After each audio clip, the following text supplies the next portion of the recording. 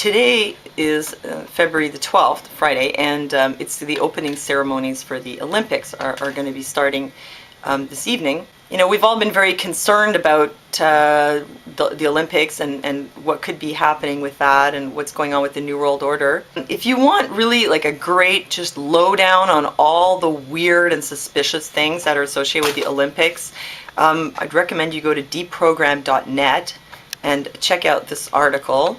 Could Vancouver 2010 be the next 9/11? And they really cover just about everything related to that, all the concerns. And Montreal 9/11 Truth website also has an article like that. That's really great. So Olympics opening ceremonies are starting today, and it turns out performers leaked includes Nelly Furtado and Sarah McLachlan. You know, I like to think that as bad as the New World Order is, and as far as they're willing to go, they're not going to blow up Nelly Furtado. So I'm really hoping that everything will just go off tonight without a hitch. Everybody's going to have a really good time, and nothing catastrophic is going to happen.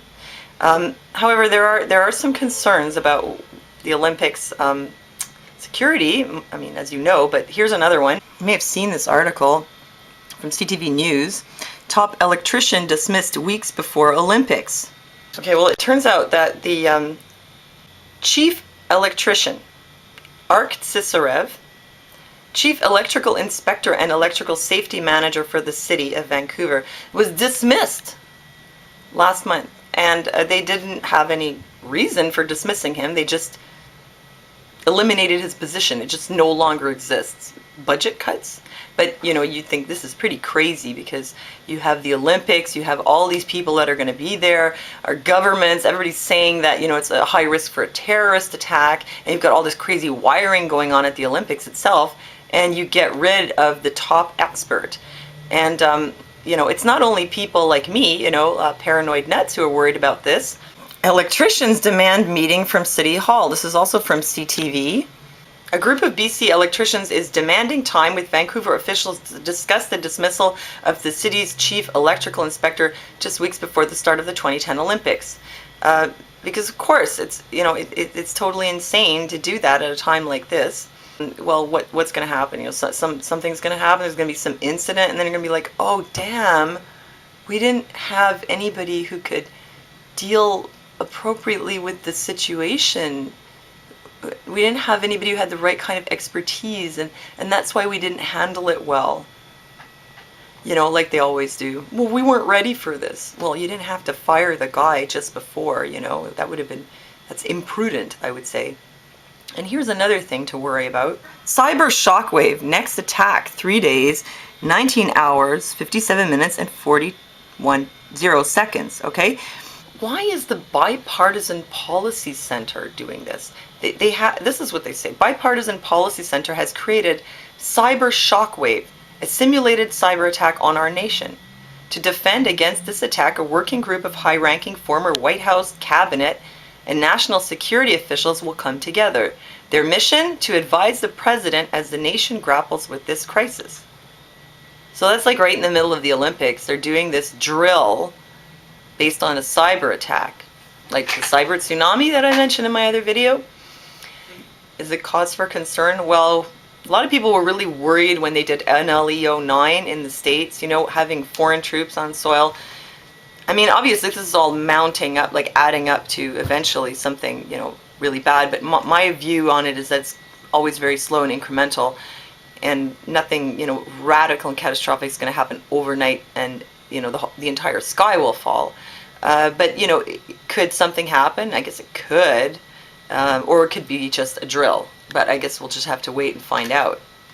Elective surgeries to be cut by 35% during Olympics. It's about 2,500. The official explanation is that it's flu season and that less people are going to be having surgery. Some crap.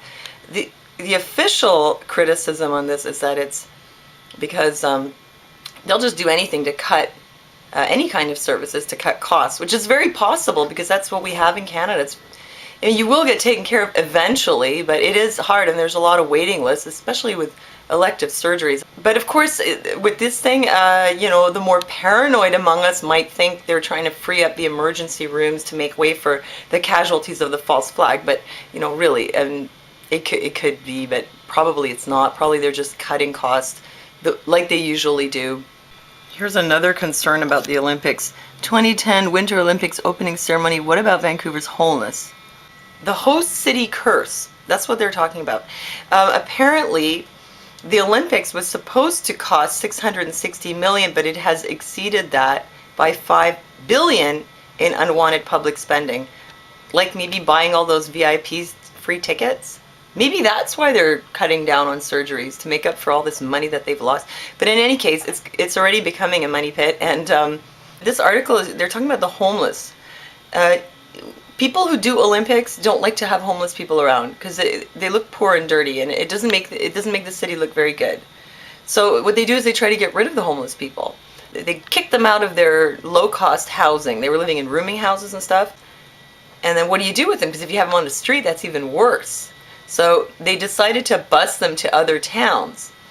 And the really incredible thing about that is the condition was you have to take a flu shot before you get on the bus. I mean, it's just, the world's completely mad. You bring in the Olympics, you kick out all the poor people, and you poison them on their way out. If you wanted to not have poor people around during the Olympics, by having the Olympics in Vancouver, you really picked the wrong place.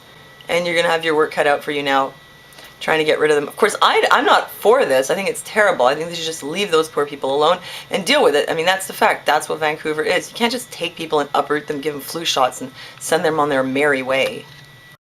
The solution that the author of this article suggests is, she says, the simplest solution to the host city curse is to locate the Olympics in the same place and keep it there. Well, yeah, that would be logical, but nothing about the New World Order is logical, and the Olympics is a New World Order thing because everywhere it goes, it brings the police state with it, and then the police state never leaves. And yeah, I wonder if that's why they're spending so much money, because of all that security they're putting, all that extra security, all those cameras. Could be. Any case, tonight is the opening ceremonies for the 2010 Winter Olympics, and let's just hope everything goes well.